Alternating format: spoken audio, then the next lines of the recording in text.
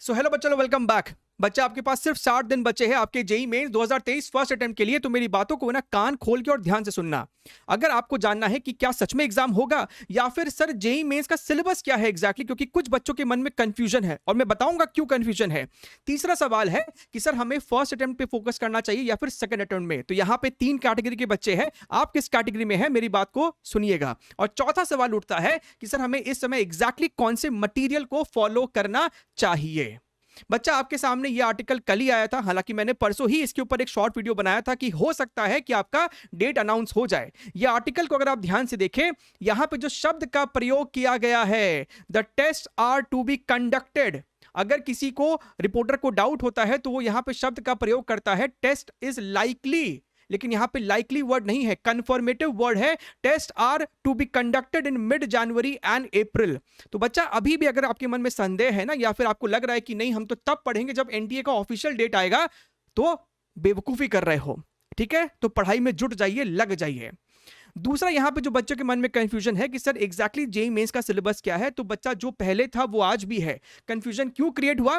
3 से 4 दिन पहले बहुत सारे अलग अलग प्लेटफॉर्म पे आर्टिकल्स में छपा हुआ था और यहां पे एक सेंटेंस लिखा हुआ था, for physics semiconductors and communications have been excluded. बच्चों ने इसको मिस इंटरप्रेट कर लिया है। बच्चा, यहां पे आपको ऊपर में एक और वर्ड लिखा हुआ है, जेईई एडवांस्ड सिलेबस। तो जेईई एडवांस्ड में सेमीकंडक्टर और कम्युनिकेशन नहीं है। हालांकि इनकी गलती ये है कि एक्सक्लूडेड वर्ड लिखना नहीं चाहिए था, क्योंकि ये चीज कभी एडवांस्ड में था ही नहीं।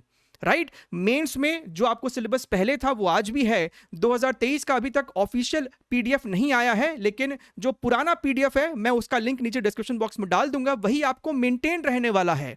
ठीक है, तो आप जाके उसको चेकआउट कर सकते हैं एग्जैक्ट सिलेबस के लिए। राइट, और अगर आपको सच में अच्छे से फॉलो करना है कि किस तरीके का सवाल पूछा जाता है जेईई मेंस में, it is always better to solve previous 4 year question, क्योंकि तभी से आपका पैटर्न जो है वो चेंज होना शुरू हो चुका था। एनटीए बीच में रोल में आ चुका था। मेरी बात समझ में आ रही है? राइट, क्योंकि वो क्वेश्चंस कुछ ऐसे क्वेश्चंस हैं जो कि आपके मॉड्यूल्स में पाए ही नहीं जाएंगे, भले आप कोई भी इंस्टीट्यूट में पढ़ते हो अक्रॉस इंडिया। अच्छा सर, अब सर यहां पे मोर इंपॉर्टेंट सवाल उठता है कि हमें फर्स्ट अटेम्प्ट पे फोकस करना चाहिए या फिर सेकंड अटेम्प्ट पे। अब बच्चा, यहां पे इसका सवाल इस सवाल का जवाब इतना सीधा नहीं हो सकता है। यहां पे 3 प्रकार के बच्चे हैं। पहला बच्चा वो है जिसकी प्रिपरेशन सच में बहुत खराब है, या फिर वो सिर्फ बोर्ड्स पे फोकस कर रहा था, अभी अभी नींद से जागा है कि अच्छा जेईई मेन जैसा कुछ होता है तो मुझे उसकी तैयारी करनी चाहिए, या फिर 11th में कुछ पढ़ाई नहीं किया है जेईई का, 12th भी ऑलमोस्ट खराब सा गया है, तो उसे क्या करना चाहिए। दूसरा बच्चा वो है जिसकी तैयारी ठीक ठाक है, यानी कि 40 से 50% सिलेबस पे उसे कॉन्फिडेंस है, नियंत्रण है उसका। और तीसरा बच्चा वो है जिसकी तैयारी बहुत अच्छी है, उसे सिर्फ रिवीजन करना है। तो सर सबसे पहले वाले बच्चे को ना, और ये बहुत ही कड़े शब्दों में मैं आपसे कह रहा हूं, इसको फॉलो कीजिएगा। राइट, सबसे पहले कैटेगरी के बच्चों को इस समय फर्स्ट अटेम्प्ट से पहले 40 से 50% सिलेबस को अच्छे से करना है। ऐसा करना है कि उससे कोई भी सवाल जेईई मेंस लेवल का आएगा तो वो कर पाएगा उन सवालों को, और उसका जो मेन टारगेट होना चाहिए वो अप्रैल अटेम्प्ट वाला होना चाहिए, ताकि वो अपने प्रोडक्टिविटी को कन्वर्ट कर पाए रिजल्ट में, अपनी मेहनत को कन्वर्ट कर पाए रिजल्ट में। दूसरा कैटेगरी का बच्चा वो है जिसको अब फर्स्ट अटेम्प्ट पे एक्चुअली पे फोकस रखना चाहिए, क्योंकि उसके सिलेबस ऑलरेडी 40 to 50% है, उसको चीजों को और अच्छे से बेहतर करने की जरूरत है। तो आप बच्चा कम से कम मिनिमम 70% सिलेबस, जो कि हाई वेटेज है, इंपॉर्टेंट टॉपिक्स है, राइट, स्टैटिस्टिकल डेटा के हिसाब से और टीचर्स के एक्सपीरियंस के हिसाब से वो इंपॉर्टेंट और रेलेवेंट चैप्टर्स है, आपको 70% सिलेबस अच्छे से प्रिपेयर करना है, अच्छे से प्रिपेयर करना है। आप इजीली ऐसा करने से 180 से 200 स्कोर भी अचीव कर पाएंगे और 99% क्लब में एंटर कर पाएंगे। मैं आपको फिर से कह रहा हूं, बहुत से बच्चे फॉलो कर रहे हैं, बाद में ऐसा नहीं हो कि सर मुझे तो लेट पता चला, काश मुझे पहले पता चल जाता इसके बारे में। मैंने ऑलरेडी फिजिक्स में 70+ कैसे स्कोर कर सकते हैं, कहां से पढ़ना है, कितना पढ़ना है, किस चैप्टर को कितने देर पढ़ना है, एनसीईआरटी में क्या पढ़ना है, क्या नहीं पढ़ना है, मैंने आपको वो सब एक्सप्लेन किया है। इस वीडियो का लिंक आपको डिस्क्रिप्शन बॉक्स में है।